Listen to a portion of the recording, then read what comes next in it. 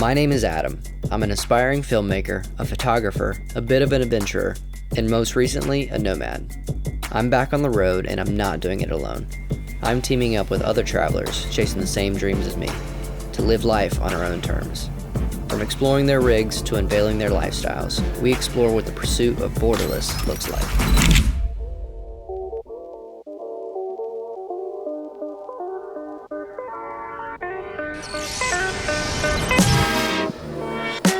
I feel like the word nomad has a certain stigma attached to it. We are often viewed as individuals who reject society. We settle for a meager existence, we abandon all attachments, and we live a carefree lifestyle. But I don't think that this could be any further from the truth. While we do dream of living life on our own terms, it comes with a cost of hard work, dedication, and relentless effort. It demands perseverance, creativity, and ingenuity. Finding freedom through discipline, we become rich in time and experiences. We are healthy and we are truly living. We are skilled and resilient and we are dreamers and we are artists. Okay, well, in elementary school, of course, you're trying to find out, where do I fit in? Who am I like? And I'm like, well, I'm not athletic enough that I'm really a jock, and I'm not smart enough to be a nerd, but I really like tie-dye. And these hippie people seem pretty chill, and I did have long hair, and I was like, I kind of identify with that group of people. So yeah, living in a bus is like a total hippie thing to do, and I'm like, I want to do that. I do feel like I ended up falling into a rite of passage. That was a big thing when I got the bus. I was honestly kind of terrified because I knew that the life I was living wasn't conducive to being on the road, and I wasn't eating healthy, I wasn't working out. I knew I didn't really know how to take care of myself. And that's when I realized, okay, I am gonna be quitting my job at some point, and I will need to support myself on the road. And I do keep thinking of myself as an artist, but my actions aren't that of an artist. I'm not regularly creating and putting work into it. And if I want this life, if I want to live on a bus, if I want to be an artist, if I want to pursue my dreams, I'm not doing that right now. So if I keep doing what I'm doing, I'm not going to be doing that in the future. I need to be the person who can live the lifestyle that I want to live before I live that lifestyle. So I come home from work and I work out, work on the bus, and then after dinner, work on the art, and then go to bed, rinse and repeat. I had no other life. It was work for the money, work for the passion, work for the future. Work, just different mediums. And so this is a space I built for painting. The whole bus itself is art. It's a work of art. Life is art. It's just a different medium. Everything is art. You got oil, you got acrylic, you got life. Steve is a welder by trade, a hippie at heart, a philosopher in spirit, and an artist through and through. Steve is the newest member to this nomad family. With only 3 weeks under his belt, he just finished his 2.5-year build, where the focus was on personal transformation and artistic expression. And he finished just in time for his first van life event in the deserts of Sedona. We gathered for an epic week of community activities and long nights by the fire. We had so much fun, in fact, a small group of us decided to stay an extra week. We spent our days going on hikes, working on bus projects, creating art, sharing meals, and spending our nights by the fire. And at the end of the week, we got to celebrate one of my favorite days of the year. Yeah, I've never really been this far west. I've never been in this climate, and I can't stop looking at rocks. So I just keep drawing kind of stack shapes, like rock stacks, kind of mountains, but abstract. Oh, there's a face in there. Oh, you can see a little something there. And little details once you look closer. But even when I started making art, thinking back to being young, was this always there in me? I remember in kindergarten having a picture in my brain and trying to draw it, but it didn't come out anything like what was in my brain. So I was like, oh, this is impossible. And I just didn't have the skill or knowledge of how to get them out. But obviously in kindergarten, you don't understand what hard work is and all that effort to learn something and gain a skill. What Steve is describing is the core skill of an artist, the ability to imagine a thing and then develop the skill to bring it into reality. I heard this quote one time that really stuck with me. Life rewards the detailed dream and punishes a vague wish. One of the most overlooked and fundamental skills of life is to have a clear vision of where you want to go, defining what your version of success looks like. And I believe mastering this skill is what sets Nomads apart. Growing up, we all learn the basic skills of life. Get the education, get the job, and learn to run on the treadmill of life. But Nomads don't want to run in place. We want to do cartwheels and backflips everywhere we go. We want to live life on our own terms, spending our time as we see fit, and to go wherever the open road takes us. The dream of the nomad is freedom, but the execution of this dream is as unique as the individual. Different starting points, different goals, and different rewards, with different vehicles, different builds, and different lifestyles. And to achieve this dream, it requires a new set of skills and a lot of effort, so nobody ended up here by accident. Well, almost no one. We've met people on the road before, but never anything organized like this. It's a very different experience. And it was kind of like we didn't plan for it at all. Nothing. We were in Flagstaff and someone texted us, "Oh, are you on your way there?" And we were like, "No." Yes, now, yes. Brendan and Sophia are from Canada. Brendan is a computer programmer that works remote, but it was Sophia's dream to become a nomad. They chose to convert a full-length bus, and their goal is to simply chase good weather. So when I asked them what the plan looked like to survive in a bus during the Canadian winters, the answer was pretty simple.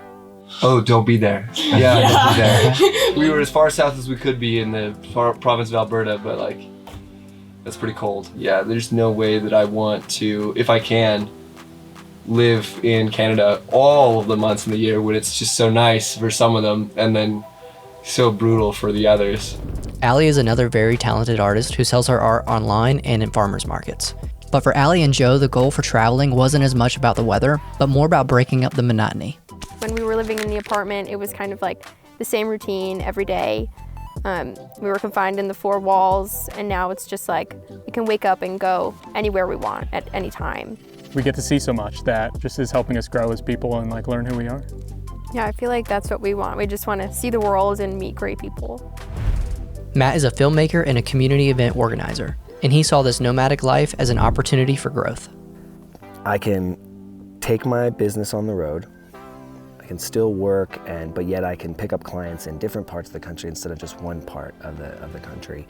I can cut my overhead to less than what I was spending renting an apartment and paying for bills in one city. You know, I feel like I'm evolving, I'm actually living. I'm not just stuck in one job doing the same thing over and over again and then realizing the rest of life passed me by. I mean, for me, it was a no-brainer. It was just seeing the van as a vessel to allow me to live the life I wanted to live. I wanted to travel. I wanted to see different places that maybe I would want to settle down. I wanted to meet people that I didn't think would ever come across me in my typical bubble. Brianna and Devin's nomadic journey started by dreaming of the future. We'd wanted a shipping container home.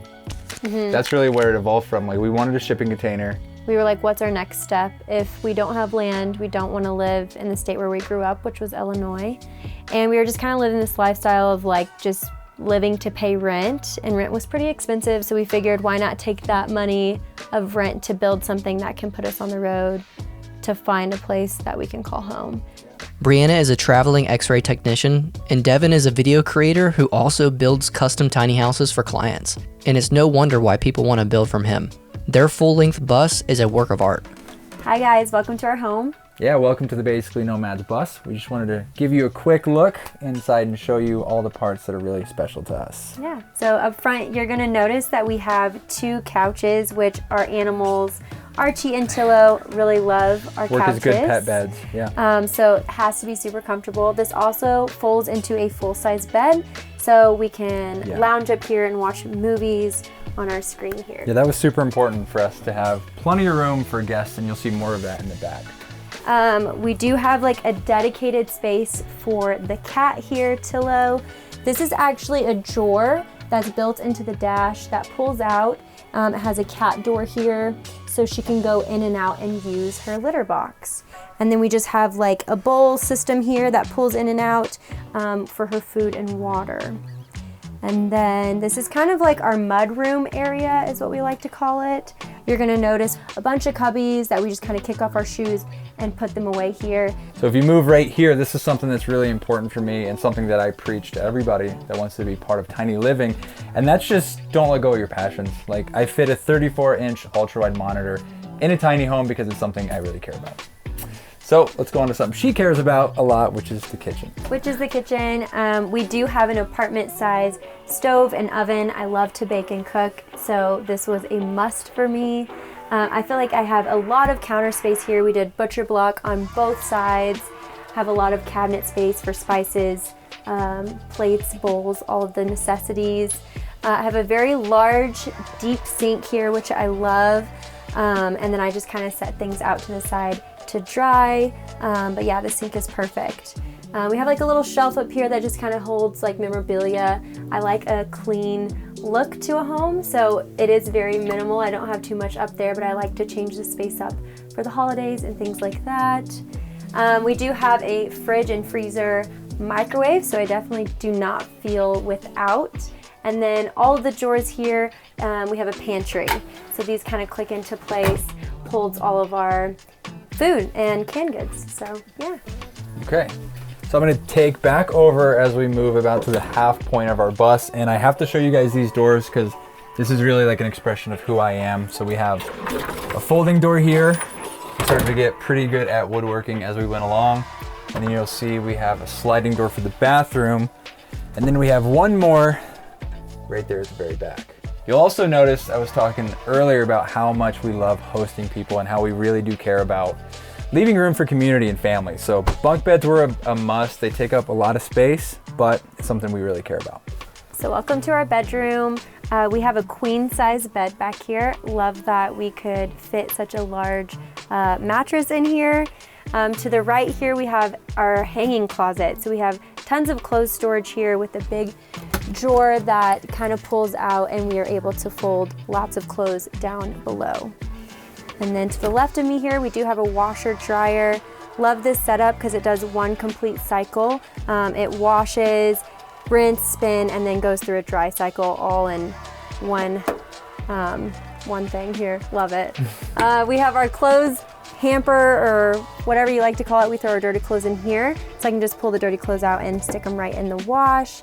Just some storage up here for books and like things that we tend to have in our pockets. We kind of just throw in a basket up here before hopping into bed.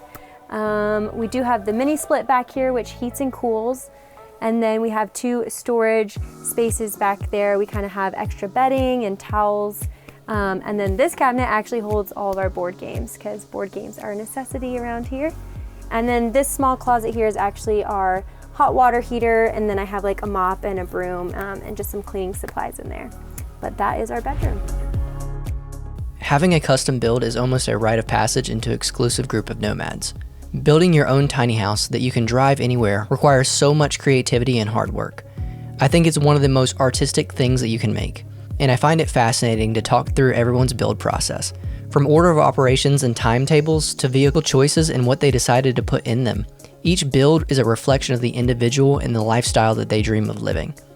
My first rig was a 26-foot long, old retired SWAT bus. My timeline was 4 months that turned into 6, then 8, and became the longest year of my life. Every step in the process was a new skill to learn, practice, and master. Everything from carpentry to plumbing, solar and electric, interior design and painting, while learning to be a part-time mechanic and discovering how to work with mixed materials like insulation, wood, metal, epoxy, and glue. So much glue. All of this on top of my normal 9-to-5 brick and mortar life I was trying to escape. It's fun to watch a montage, but when you're living in the constant grind day in and day out, it starts to make you question your life choices.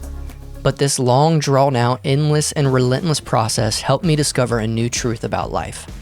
I believe that there is an equal and opposite force to creativity, called resistance. It's unbiased to your dreams and your desires. It doesn't care how long you've worked or how hard you've worked. Resistance' main job is to slow you down and to make you fight to bring your ideas into reality. Because dreams are free, and they only have value when they cost you something. Timeline, yeah. I know exactly what it was. Yeah, I don't even think I remember our timeline. 6 months. Okay, which is like what That's most people say. Timeline. 6 months. Like a good 6 months. Did you ever get frustrated Yeah. about how long it took? A lot of times, actually, yeah. We didn't think it was going to take a total of 2 years to complete this build. We were both working full-time jobs. The first year of it, Devin was actually going to school full-time. working a full-time job, and then just coming out to do small projects on the bus sometimes. So it was just like a very gradual, slow I have no building idea why I did process. that to myself. It was like the worst time of my life, for real. 50 to 60 hours a week, school, and then the bus. But we actually just kind of started building and built from the back forward and just worked our way. So we didn't plan too hard, which was probably our downfall, but it all worked out in the end. So there was a few projects that we had to do a few times. Hardest part, but also the best part, was probably the electrical. I got fascinated with it. I got obsessed. And then I still did not build a good first system. And so finally, years later, you figure it out. Do it again. So that's one you'll trick yourself. You think you know what you're talking about, and you still don't know anything. The more people I talk to, the more I come to believe that nomads truly have the artist mindset. The detailed dream of a well-lived life on the open road, and the will and determination to fight against resistance. Like Meg, who had no previous build experience, but put her creative efforts and energy to work to build her dream life. So it took about 6 months, completely immersed in the build, researching, watching YouTube videos, building it out, going to Home Depot a million times a day. I learned a lot. I didn't know how to even use a screwdriver before I started this. So I learned a ton. Best lesson I learned, I think everything I went into, I was like, okay, I'm going to learn how to perfect this and I'm gonna do a great job. And then it kind of turned into, okay, I learned how to do this and I got it done. For Allie and Joe, their build process was about working with what they had, developing the passion for knowledge, and being open to learning new skills. And we were working with some pretty limited tools too.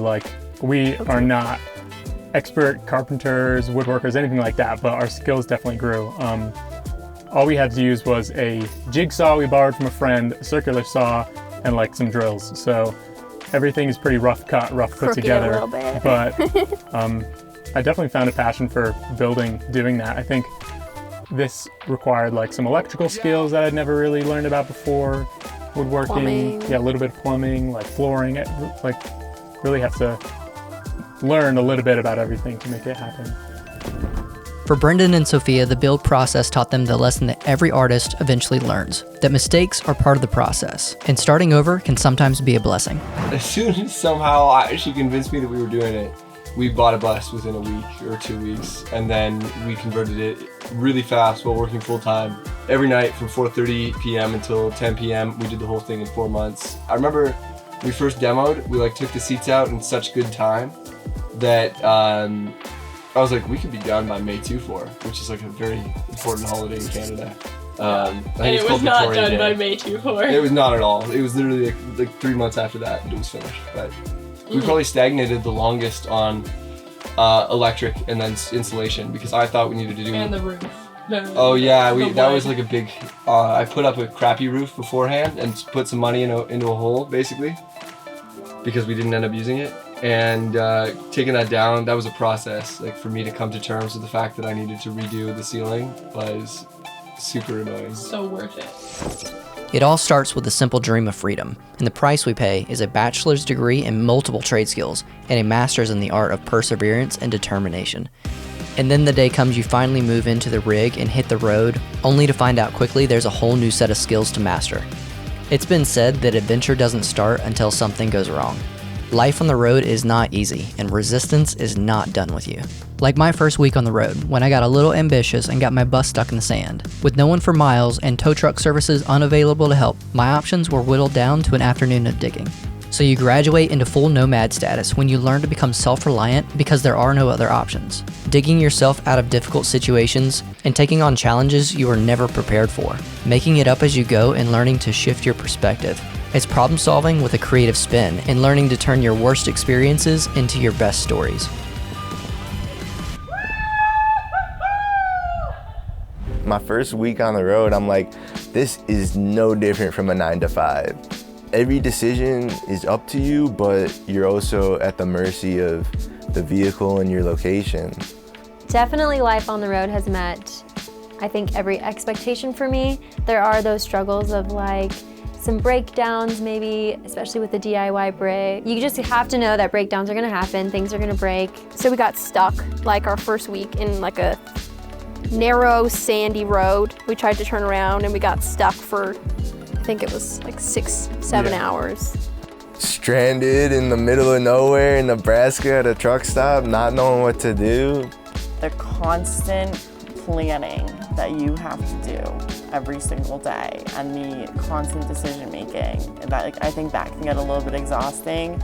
I was underneath the bus with the propane heater, like a propane torch, heating my oil pan so that we could start the bus in the temperature that we were in, because Big Diesel hates the cold so much. Yeah. You do have to be a lot more focused on your actual survival in a sense. You know, where are you gonna find water? Where are you gonna sleep tonight? It's low and then high and then low and then high. A few weeks later, I hit a bump in New Mexico and that whole cabinet falls down. We had like our toilet malfunction, and like we went through the process of eliminating it from the bus. Throughout our entire toilet. Yeah. That was so bad. That was I a always good thought episode. like, we're gonna tell our kids the story and it's gonna be so funny. And like right now I'm basically crying and like trying to forget about it. But I know that in like 10, 20 years, we're gonna look back at this, and I'm trying to log everything as much as possible, because like, I know that we won't remember those moments if we don't log them. I know that I'll never regret ever doing this. I heard this quote when I first picked up a camera. To tell a good story, you first have to live one. So I set out to live an adventure, to learn about story by living my own, to practice creativity and to live my dreams. But what I discovered was resistance at every step. Setbacks, disappointments, and a bit of heartbreak, from multiple engine rebuilds to an RV remodel to a global lockdown. It seemed like my string of bad luck was never ending. But it taught me something about character and story. To tell a good story, your character needs to overcome resistance. And resistance doesn't build character, it reveals it.